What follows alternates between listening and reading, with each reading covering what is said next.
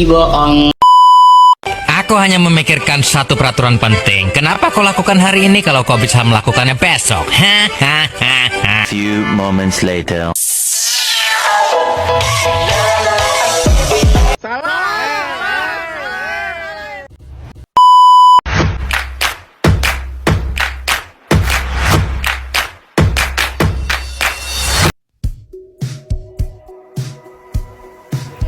Pengertian demokrasi liberal. Pengertian demokrasi liberal menurut Matroji, demokrasi liberal adalah demokrasi yang menempatkan kalangan sipil sebagai pelaksanaan kedaulatan rakyat dan pemerintahan. Menurut Wati 2018, demokrasi liberal adalah sistem politik yang melindungi secara konstitusional hak-hak individu dari kekuasaan pemerintah. Ciri-ciri demokrasi liberal. Beberapa ciri khas demokrasi liberal antara lain: 1. Kepala negara bersifat simbolis dan tidak dapat diganggu-gugat. 2.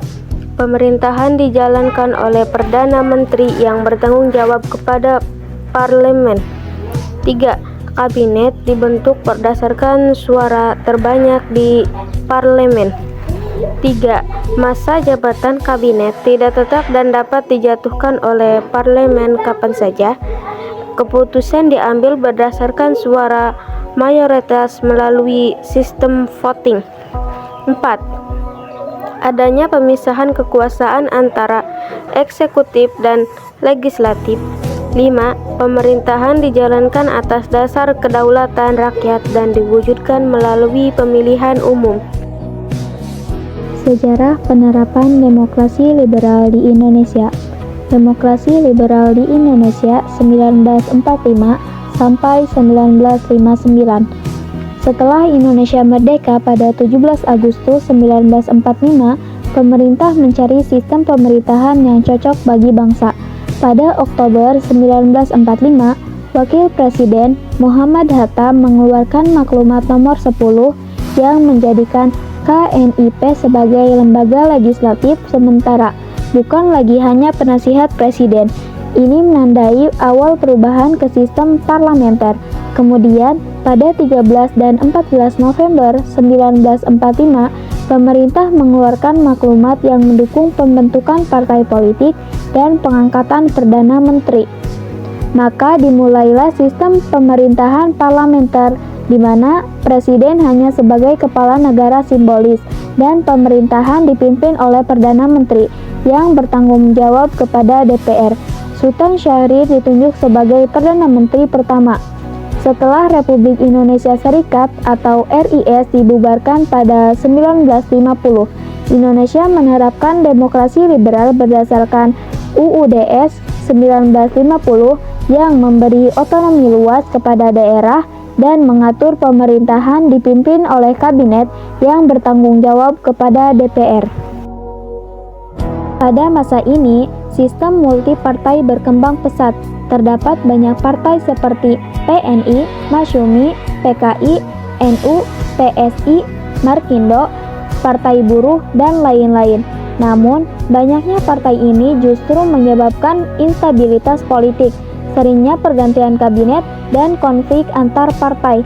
Demokrasi liberal berakhir pada 1959 saat Presiden Soekarno mengeluarkan Dekret Presiden 5 Juli 1959 dan kembali ke Undang-Undang Dasar 1945 karena sistem parlementer dinilai tidak stabil dan tidak sesuai dengan kepribadian bangsa Indonesia. Kabinet yang memerintah. Kabinet Nasir. Kabinet Nasir merupakan kabinet pertama yang ditunjuk presiden dan diresmikan pada tanggal 7 September 1950.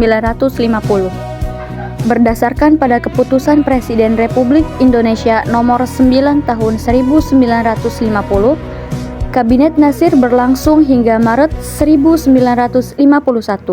Pemimpin Kabinet Nasir adalah Perdana Menteri Muhammad Nasir. Kabinet Nasir berkoalisi dengan Partai Masyumi bersama Partai Nasional Indonesia. Kabinet Sukiman. Kabinet Sukiman adalah salah satu kabinet yang dibentuk setelah Indonesia merdeka. pembentukan Kabinet Sukiman pada tanggal 27 April 1951 dan dibubarkan pada tanggal 3 April 1952, sekitar 1 tahun Kabinet Wilopo. Kabinet Wilopo merupakan kabinet ketiga yang dibentuk setelah pembubaran Negara Republik Indonesia Serikat atau RIS. Kabinet Wilopo diketahui oleh Wilopo yang berlangsung pada periode 3 April 1952 hingga 3 Juni 1953. 4. Kabinet Ali Sastro Hamid Djojo I. Kabinet Ali Sastro Hamid Djojo I adalah kabinet keempat yang dibentuk setelah dibubarkannya Negara Republik Indonesia Serikat.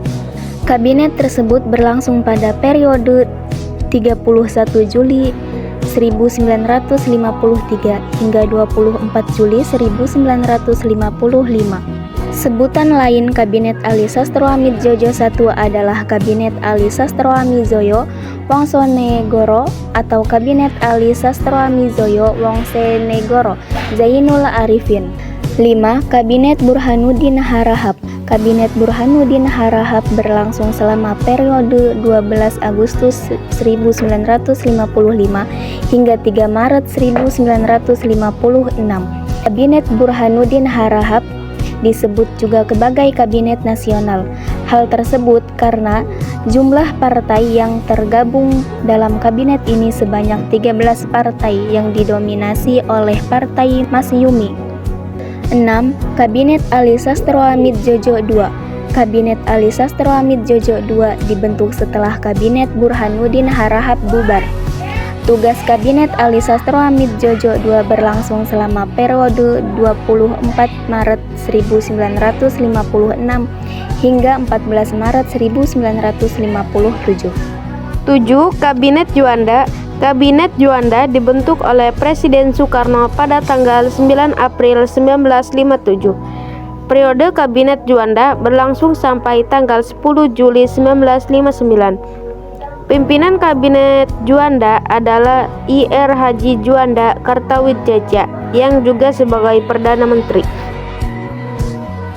Akhir dari demokrasi liberal. Meskipun menjadi tonggak awal demokrasi di Indonesia, sistem demokrasi liberal dianggap belum mampu menciptakan stabilitas politik. Konflik antar pihak dan pergantian kabinet yang terlalu sering menghambat pembangunan nasional.